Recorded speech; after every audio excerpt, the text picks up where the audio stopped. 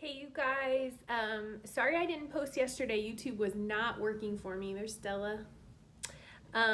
Anyways, YouTube was not working for me yesterday. It was kept on cutting off my videos and I just got tired of trying. But I'm really hoping today that it doesn't do that. So here we go.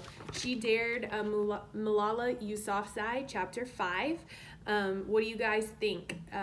What do you think? What's she gonna do? Do you think that her dreams are going to come true? Do you think that the Taliban is going to stop her from becoming a doctor? What do you think? What were some of you guys' predictions that you thought of last time we read? All right, this is chapter 5. A whole handful. Chapter 5, A Secret School. Malala was only 11 years old and no longer going to school. She sat on her bed, her book bag by her feet, and she started to cry. Malala thought of the girl from the market only a few years older than she was. Malala's future looked as if it'd be the same as that girl's. It was all so frustrating.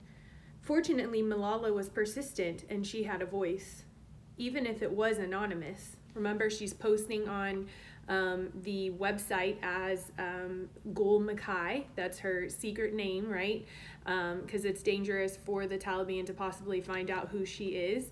And so she's using that secret name to post her experience through all of this school closure and the Taliban taking over, remember? As Gul Mackay, she continued to share her stories about what was happening around her. Malala also continued to learn, even if she did so only in her bedroom. Her father assured her, "You'll go back to school again." Malala hoped he was right. Sometimes she doubted. 5 more schools had been bombed, but why? The Taliban had already gotten what they wanted. And what was the Pakistan army doing besides sitting in their bunkers on the hilltops? When the army descended to the streets, the Taliban always attacked back. But when the Taliban roamed the streets, there was never a Pakistani soldier in sight.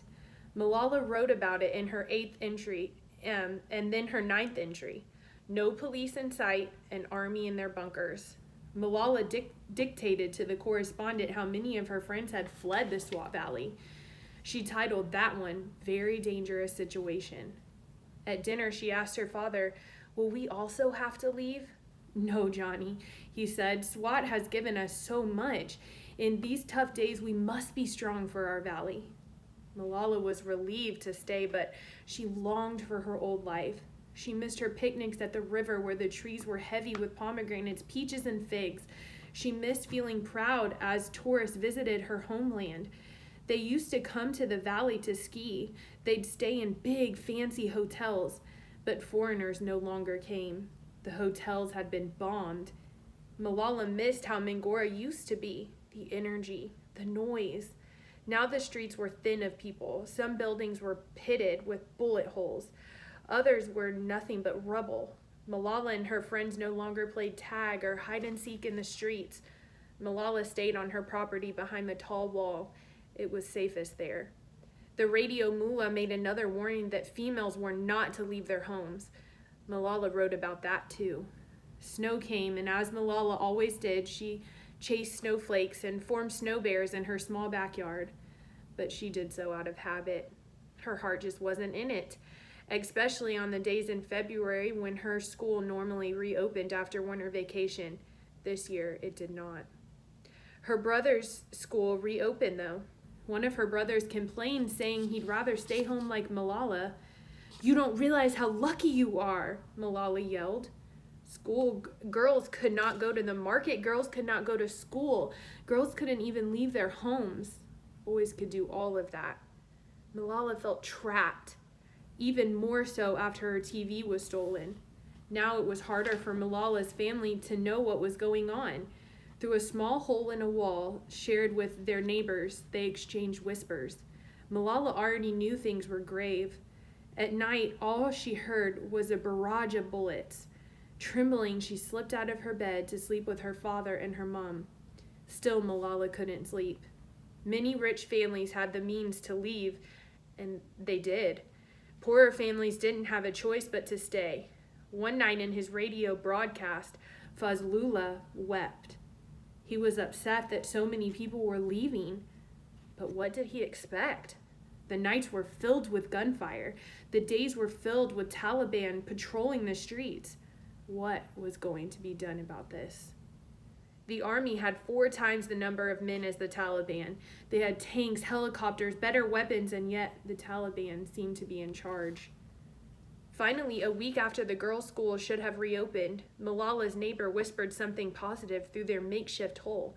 The Taliban agreed to let girls go back to school. Okay, so stop and make a prediction. Do you think Malala's going to go back to school? What do you think? A huge smile spread across Malala's face until she learned more. The Taliban meant only girls up to year 4 could attend in the classes for both boys and girls. Malala was in year 5 in the girls-only school, but she wouldn't let that stop her. Her teacher wanted to teach and she wanted to learn, so she would pretend she was younger. The next morning, Malala got dressed for school. She reached for her normal uniform and then stopped herself. She didn't dare wear her favorite pink outfit either. Colorful clothes could bring too much attention to her. Instead, Malala dressed in plain clothes and snuck into school. She did it the next day too. Malala did it every day that week without the Taliban knowing. Her heart raced as she passed them on the street, silently pleading with them not to read her mind, not to know her destination was a classroom. They looked so scary with their covered faces. Malala's teacher told her the secret school is our silent protest. Okay, guys, we're going to stop right there in the middle of chapter 5. It's a long chapter. So I want you to think, what do you think her teacher meant by silent protest? So what does it mean to protest something? It means to stand up and say that this is not right. It means to maybe publicly or privately, as a group, to stand together to say that it's not right. So what do you think is going to happen in the rest of the chapter? Do you think that Malala is going to prevail and get to continue to go to school? Do you think she's going to get caught by the Taliban? Make a prediction. Comment below. All right, love you guys. Miss you so much. Can't wait to get started with the virtual learning so I can see your faces. All right, see you guys soon.